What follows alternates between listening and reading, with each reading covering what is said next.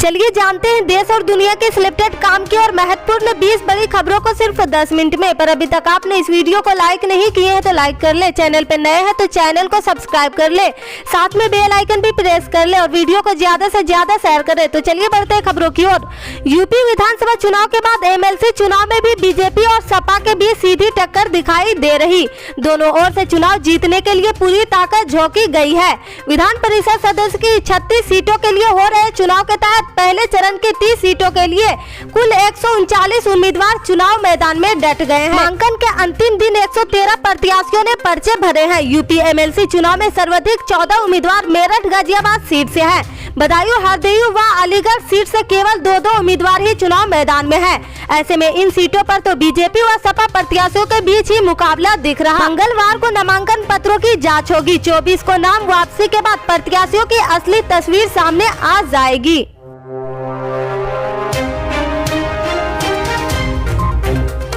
दिल्ली के मुख्यमंत्री अरविंद केजरीवाल ने एक छोटी सी प्रेस कॉन्फ्रेंस में एक बड़ा ऐलान किया है। सीएम केजरीवाल ने कहा कि कल 23 अगस्त को शहीद आजम भगत सिंह का शहादत दिवस है। पिछले साल हमने ऐलान किया था कि दिल्ली में एक ऐसा स्कूल बनाएंगे जहां बच्चों को फौज में भर्ती होने की ट्रेनिंग दी जाएगी और उस स्कूल का नाम शहीद Bhagat Singh अम्बेड forces preparatory school होगा। सीएम केजरीवाल ने कहा कि इस झरोदा कला में 14 एकड़ की जमीन पर शहीद Bhagat Singh अम्बेड forces preparatory school बना रहे हैं। इस स्कूल में छात्रों को आर्मी फोर्सेज में जाने के लिए ट्रेनिंग दी जाएगी।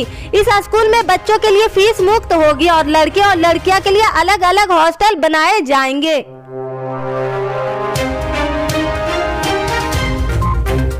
पेट्रोल और डीजल की कीमतों में 4 महीने बाद बढ़ोतरी हुई है। पेट्रोल और डीजल अब 80 पैसे प्रति लीटर महंगे हो गए। दिल्ली में 1 लीटर पेट्रोल की कीमत 96.21 रुपया और डीजल 87.47 रुपये प्रति लीटर हो गई। वहीं दामों के बढ़ने पर समाजवादी पार्टी सांसद जया बच्चन ने प्रतिक्रिया देते हुए कहा कि अखिलेश तो पहले ही कह रहे थे कि सतर्क रहो।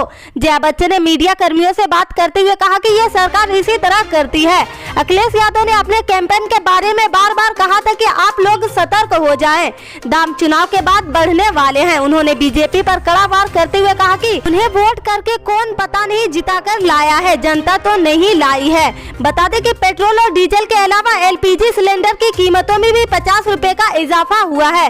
दिल्ली में अब 14.2 किलो का सिलेंडर 949.50 रुपए का होगा। कीमतों के बढ़ने के बाद विपक्ष के केंद्र सरकार पर निशाना साधने का मौका मिल गया। कांग्रेस के आधिकारिक ट्विटर हैंडल से ट्वीट किया कि चुनाव खत्म में चपत चालू। पार्टी के राज्यसभा सांसद मल्लिकार्जुन खड़गे ने प्रधानमंत्री नरेंद्र मोदी पर तंज कसते हुए बधाई दी। उन्होंने कहा कि पीएम मोदी ने 1000 रुपए प्रति एलपीजी सिलेंडर का लक्ष्य हासिल कर लिया।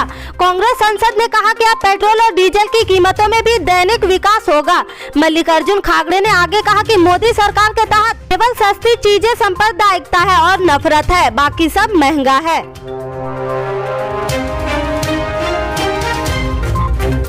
दिल्ली की सीमाओं पर चल रहे किसान आंदोलन को लेकर केंद्र सरकार में समझौता समाप्त होने के बाद एक बार फिर से किसानों में केंद्र सरकार के खिलाफ गुस्सा फूट पड़ा, जिसके चलते उत्तर प्रदेश में संयुक्त किसान मोर्चा के आह्वान पर भारतीय किसान यूनियन के कार्यकर्ताओं और किसान ने पश्चिम यूपी के मुजफ्फरनगर जनपद में सोमवार को जिला कलेक्टर्स में धरना प्रदर्शन करते हुए राष्ट्रपति के नाम प्रशासनिक अधिकारियों का एक ज्ञापन सौंपा है। इस दौरान भारतीय किसान यूनियन के मुजफ्फरनगर जिला अध्यक्ष योगेश शर्मा ने कहा कि केंद्र सरकार द्वारा किए गए वादे को पूरा न करने को लेकर राष्ट्रपति के नाम आज संयुक्त किसान मोर्चा के आह्वान पर जिला कलेक्टर पर प्रदर्शन कर एक ज्ञापन जिला प्रशासन को सौंपा गया है। जिला अध्यक्ष की माने तो किसान आंदोलन के दौरान जो केंद्र सरकार ने वादा किसानों से किया था वह सरकार पूरा नहीं कर पाई। अगर जल्द ही किसानों के सभी मुद्दे पर सरकार खरा नहीं उतरती तो फिर से दोबारा किसान सड़कों पर उतरकर आंदोलन करेंगे। गंगापुर पुलिस ने नासिक में राजस्थान के मुख्यमंत्री अशोक गहलोत के बेटे सहित 15 लोगों के खिलाफ धोखाधड़ी का मामला दर्ज किया है। इंडियन एक्सप्रेस की रिपोर्ट के मुताबिक गंगापुर पुलिस ने 15 लोगों के खिलाफ धोखाधड़ी और आपराधिक धमकी का मामला दर्ज किया है। इस मामले को लेकर नासिक के पुलिस आयुक्त दीपक पांडे ने सोमवार को उन्होंने कहा कि वह अपने अधीनस्थ को मामले को आर्थिक अपराध शाखा को स्थानांतरित करने का निर्देश देंगे। द इंडियन एक्सप्रेस से बात करते हुए नासिक पुलिस आयुक्त दीपक पांडे ने कहा कि हमें सोमवार को मामले को हस्तांतरित करना था, लेकिन कुछ तकनीकी मुद्दों के कारण हम आदेश जारी नहीं कर सके। बता दें कि अब मंगलवार को आदेश जारी किया जा सकता है। यहाँ बता दें कि गंगापुर पुलिस ने एक 33 वर्षीय व्यवसायी को कथित रूप से 6.8 करोड़ रुपए की धोखाधड़ी करने के आरोप में राजस्थान के मुख्यमंत्री अशोक गहलोत के बेटे वैभव गहलोत सहित 15 लोगों के खिलाफ धोखाधड़ी और आपराधिक धमकी का मामला दर्ज किया है। समाजवादी पार्टी के अध्यक्ष और उत्तर प्रदेश के पूर्व मुख्यमंत्री अखिलेश यादव ने मंगलवार को गैस सिलेंडर के दाम में वृद्धि को लेकर सत्तारूढ़ भारतीय जनता पार्टी पर निशाना साधा। उन्होंने विधानसभा चुनाव जीतने के बाद महंगाई बढ़ने का आरोप लगाया। सपा प्रमुख ने बीजेपी के नेतृत्व वाली सरकार को कटघरे में खड़ा करते हुए मंगलवार की सुबह ट्वीट किया, जनता को दिया बीजेपी सरकार ने महंगाई का एक और उपहार। लखनऊ में रसोई गैस सिलेंडर हुआ 1000 के पास और पटना में 1000 के पार। इसी ट्वीट में अखिलेश ने लिखा, चुनाव खत्म, महंगाई शुरू। गौरतलब है कि सरकारी oil marketing company oil corporation ने एलपीजी की कीमत में 50 रुपए का इजाफा किया है। बिहार में तो एलपीजी सिलेंडर के दाम 1000 के पार हो गए हैं।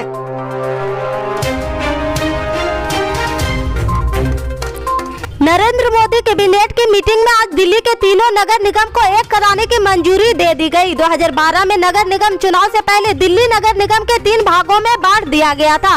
इसे 3 निगमों दक्षिण एमसीडी, उत्तर नगर निगम और पूर्वी नगर निगम में बांट दिया गया था। बता दें कि लगभग 9 साल पहले तक दिल्ली में एक ही नगर निगम था, लेकिन 2012 के निगम चुनाव से पहले दिल्ली नगर निगम के 3 भागों में विभाजित कर दिया गया। उस वक्त तर्क दिया गया था कि ऐसा करने से नगर निगम के कामकाज में सुधार लाया जा सकेगा और ये प्रभावी तरीके से जनता को सेवाएं दे सकेगी। लेकिन नगर निगम को विभाजित करने के बाद से ही नगर निगमों के कामकाज में कोई खास सुधार नहीं देखा गया। उल्टे निगम वित्तीय संकट में इस कदर फंस गए कि कर्मचारियों को वेतन देना मुश्किल हो गया, जिसकी वजह से निगम कर्मचारियों को कई बार हड़ताल पर जाना पड़ा।